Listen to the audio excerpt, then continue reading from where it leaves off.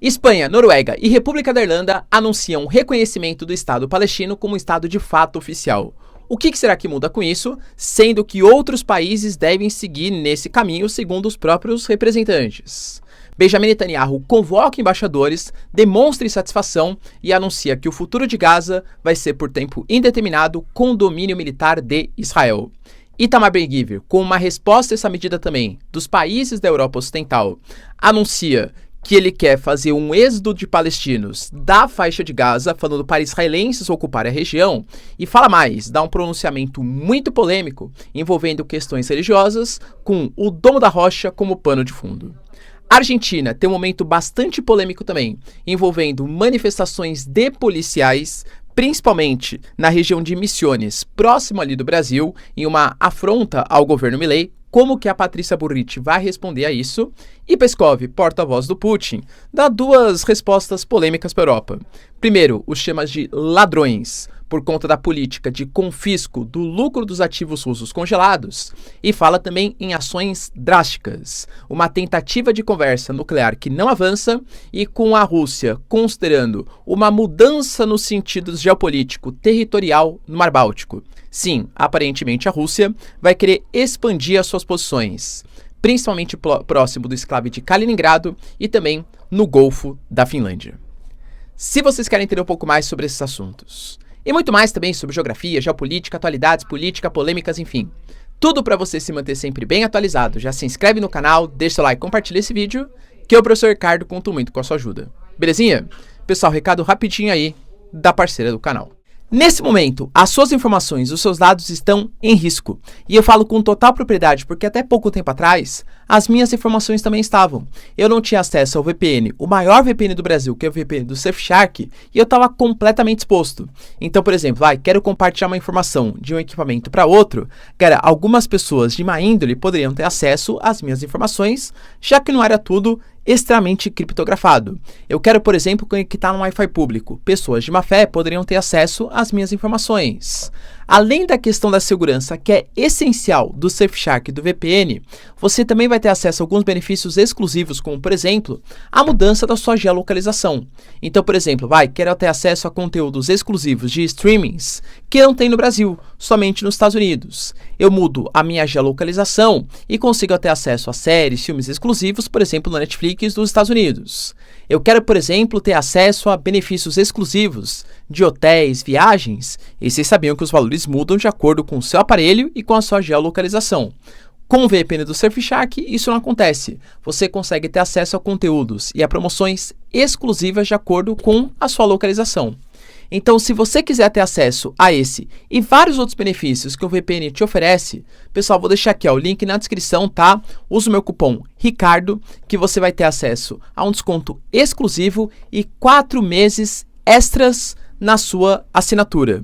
Fora que, com uma única assinatura, você consegue colocar em vários outros equipamentos, notebooks, celulares, tablets, enfim, e compartilhar com outras pessoas. Além de outros benefícios, tá? Se você quiser assinar de maneira extra, você tem antivírus, tem, por exemplo, um sistema de busca segura, dentre vários outros benefícios do Surfshark. Pessoal, de verdade, tá? Assina com o desconto que eu tô dando para vocês não vão se arrepender. Pela sua segurança, segurança da sua família e a segurança do seu emprego. Surfshark, melhor VPN do Brasil. Bom, galera, então bora lá pro vídeo, Como eu falei para vocês na nossa introdução, Espanha, Noruega e também a República da Irlanda reconheceram o Estado da Palestina como um Estado oficial. E isso é muito simbólico, ainda mais nesse contexto geopolítico, porque estamos falando do primeiro reconhecimento que a gente tem depois do dia 7 de outubro, do atentado do Hamas contra Israel. Se a gente for pegar esses 3 países europeus, são só o 3º, 4º e 5º país da Europa Ocidental que reconhece a Palestina como um Estado de fato. Porque a gente tinha antes Islândia e Suécia, inclusive a Suécia era o único membro da União Europeia que reconhecia a Palestina como Estado, e agora somam-se esses 3. Segundo o Simon Harris, que é o representante da Irlanda do Sul, vários outros farão o mesmo em um futuro próximo. Por mais que simbolicamente seja muito representativo e somado às críticas de Pedro Sanches, é uma pressão em cima de Israel, cara, convenhamos que assim, na prática não muda muita coisa, né? Por quê? O que seria o Estado palestino? É a região da faixa de Gaza, Jerusalém Oriental e Cisjordânia? É o que era antes da Guerra dos 6 Dias? Não dá para saber. Se for pegar a faixa de Gaza, Israel tinha tirado as suas tropas lá em 2005, mas manteve um cerco militar. Agora, depois da guerra, inclusive os militares dentro da faixa de Gaza não têm autonomia territorial e não têm um governo reconhecido internacionalmente, visto que o Hamas é visto como um grupo terror, enfim, né, por grande parte da comunidade internacional. Jerusalém como um todo, cara, é a autonomia hoje de Israel. O próprio Ben-Gvir fez questão de reforçar isso hoje nas suas palavras em repúdio ao reconhecimento do Estado palestino. Falaremos no futuro próximo aqui, tá? Coisa extremamente polêmica acerca do Domo da Rocha, próximo da mesquita de Al-Aqsa. A gente teve também, pessoal, por exemplo, na Cisjordânia, uma região que também não pode ser encarada como um Estado palestino, porque você tem assentamentos judeus sendo construídos, fiscalização nas áreas de fronteira, alguns anexos que hoje são controlados militarmente por Israel, então você não tem, por mais que tenha atuação mais forte da ANP, do Fatah, visto como mais moderado, um Estado reconhecido internacionalmente, entende?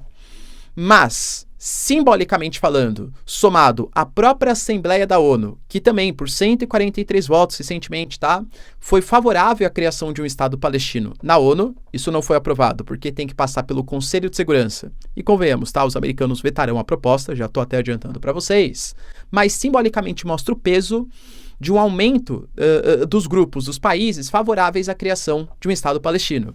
O Pedro Sanches, que é o representante espanhol, ele foi bem claro, tá? Ele falou ali, olha, a gente está pedindo constantemente um cessar-fogo, mas o Netanyahu ele se faz de surdo e continua castigando os milhões de palestinos. Inclusive, o ressentimento do povo palestino coloca em risco a solução de 2 estados. E nesse ponto, os dados mostram que o Pedro Sanches está correto, né? Se a gente for observar, por exemplo, a popularidade do Hamas, que não aceita a existência do Estado de Israel, ou seja, não concorda com a solução de 2 estados, pelo menos segundo os princípios da sua Constituição enquanto grupo, tá?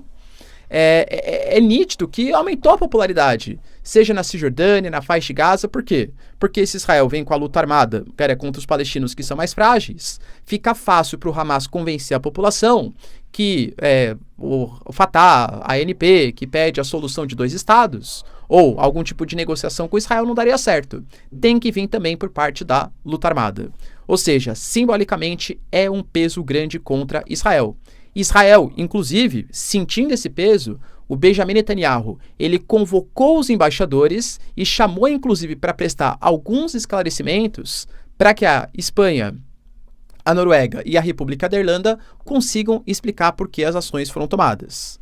Mas, como eu adiantei para vocês, isso deve aumentar no futuro próximo. A pressão vem da ONU e agora até mesmo da Europa Ocidental.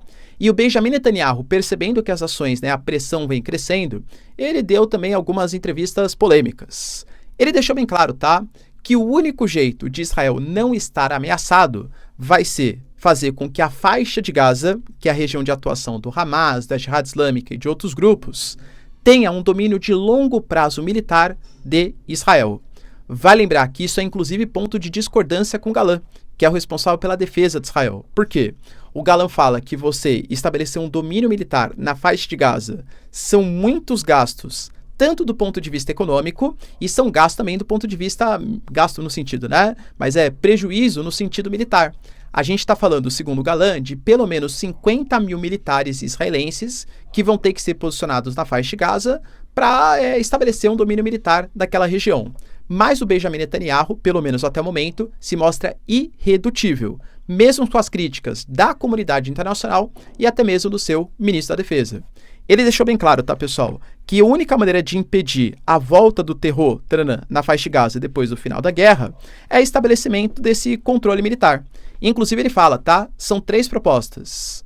Um controle militar por parte de Israel, longo prazo, um governo civil feito pelos palestinos, mas que não tenham nenhuma ligação nem com o Hamas, muito menos com a Jihad Islâmica, e também uma ajuda da comunidade internacional para a reconstrução da faixa de Gaza, principalmente dos países árabes, mas do que ele chamou de países árabes mais moderados. Ou seja, esse é o plano do futuro.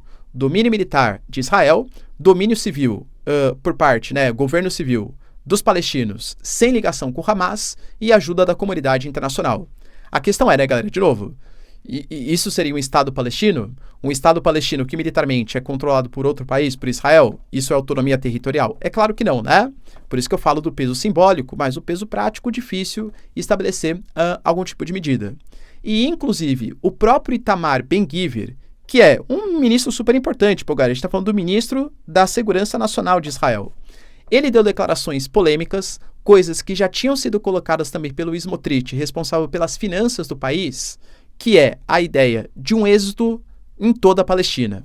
A única maneira, segundo Itamar Ben-Gvir, da gente conseguir ter uma segurança para Israel seria tirar os palestinos da faixa de Gaza.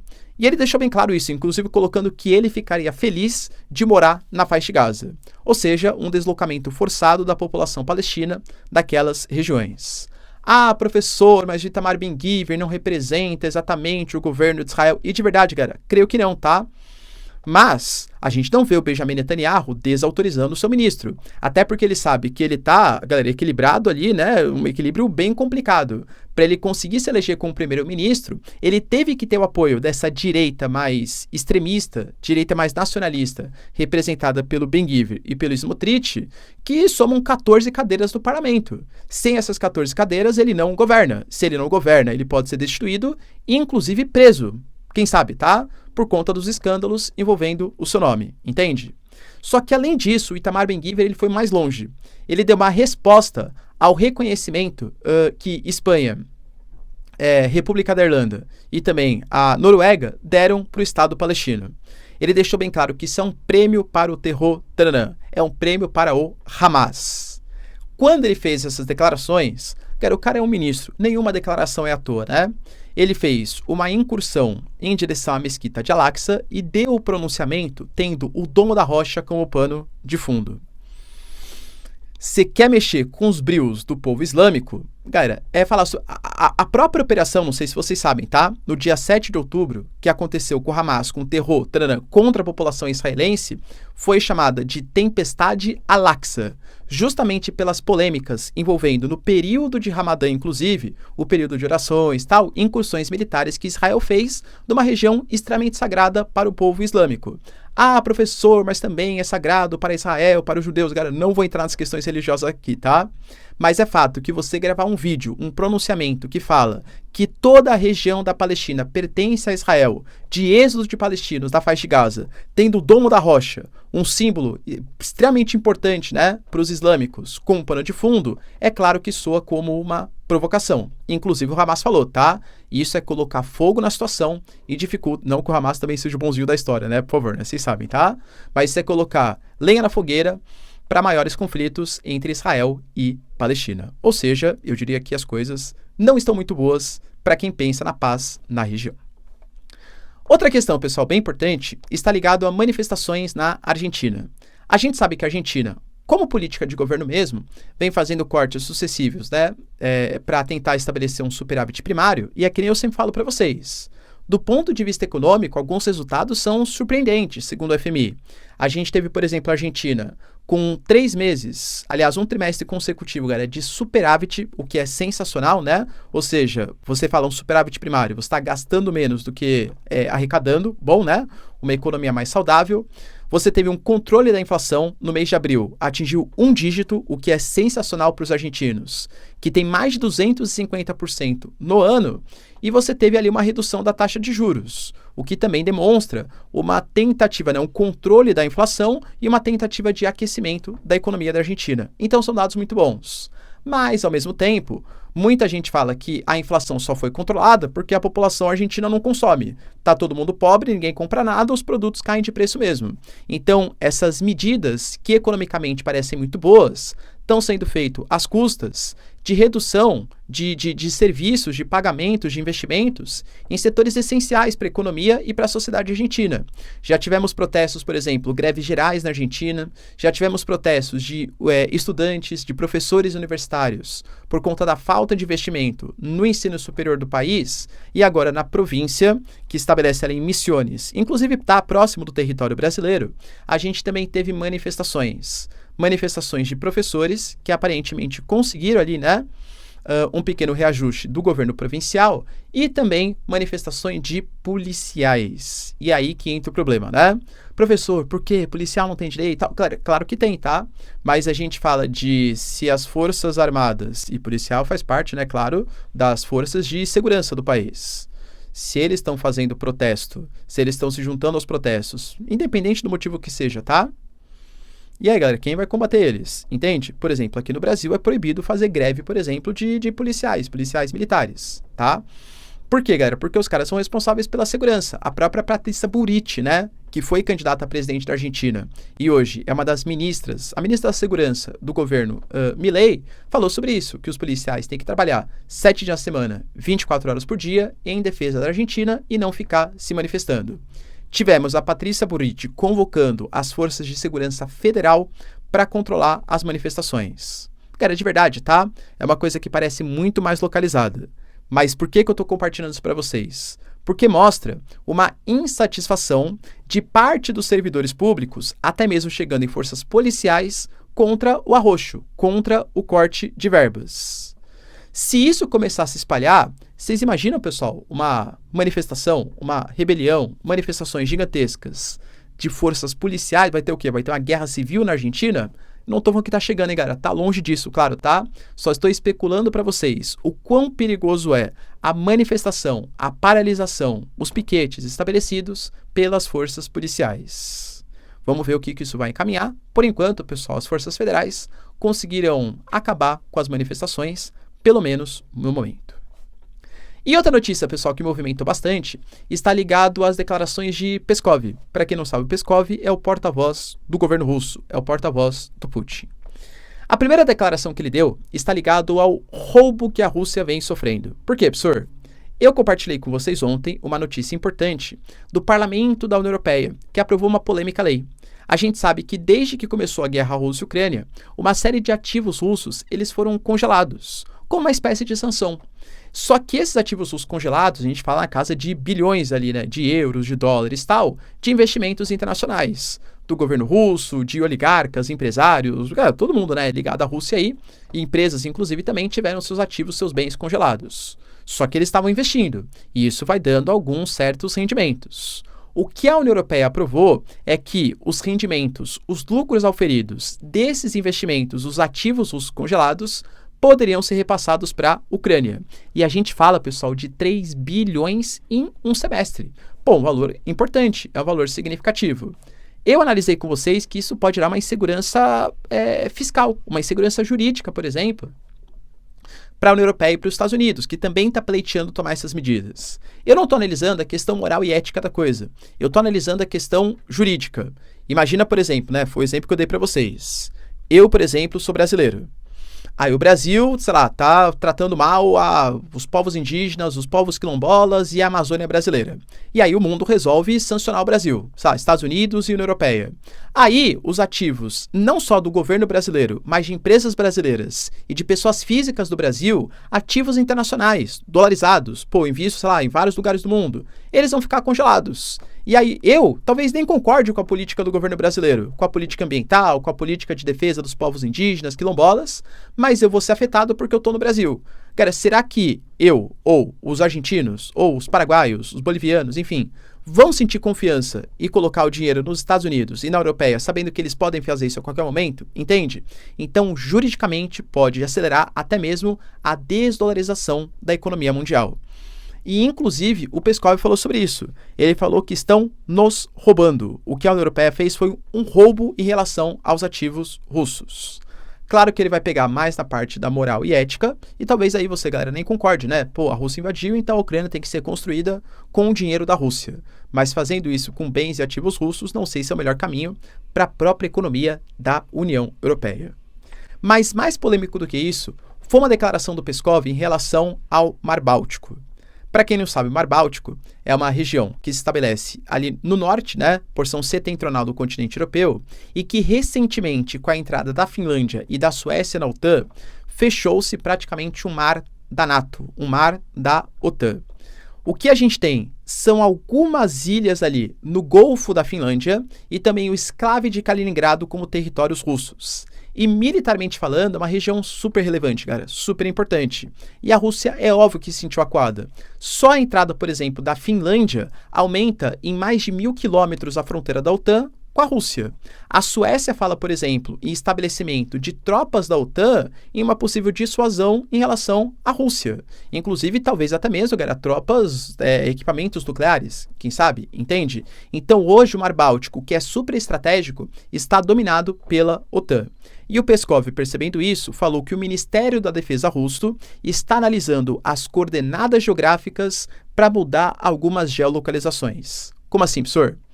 A gente tem, por exemplo, o que se estabelece pela ONU do domínio sobre os oceanos. Do litoral até 12 milhas náuticas é o mar territorial, que é um território que pertence ao seu país. Dá mais ou menos uns 22 quilômetros, tá? Ou seja, da praia até 22 quilômetros em direção ao mar é como se fosse uma extensão do território. As águas, o subsolo, tudo pertence a você. Depois, até 24 milhas náuticas é a zona contígua, que é a área que te permite fiscalização e exploração das águas e do subsolo, e até 200 milhas náuticas. Se não faz fronteira, claro, né, com outros países, você tem a sua zona econômica exclusiva, podendo ser expandida até mesmo para a plataforma continental jurídica 350 milhas náuticas. Mas vai muito mais longe, né, do que a Rússia precisa. O que a Rússia está querendo, principalmente, é definir exatamente o que é o seu mar territorial e, pelo menos, a zona contígua, a zona de fiscalização. Porque, segundo a Rússia, ela está sendo cada vez mais ameaçada, inclusive com ameaças nucleares, e tem que tomar algum tipo de ação no Báltico para saber exatamente quais são os limites fronteiriços, para fazer exercícios militares, para impedir exercícios militares nas suas águas praticados pela OTAN. Lembrando que, nesse momento, Rússia e Belarus estão realizando exercícios militares nucleares, inclusive, com armas nucleares táticas, que são vistas como áreas intermediárias, vai? Como assim, professor? São armas mais fortes que as convencionais, claro, mas não são armas nucleares de destruição em massa. Inclusive, não sabemos qual vai ser a resposta do Ocidente caso a Rússia use esse armamento. Porque não é uma arma nuclear de destruição em massa, mas tem equipamentos nucleares, tem radiação. Será que já seria passível de uma intervenção ocidental se a Rússia usar uma arma nuclear tática em uma cidade ucraniana, por exemplo? Não sabemos, e espero que a gente não saiba, né? Porque a Rússia não vai ter usado, se a gente não souber, né, essa arma.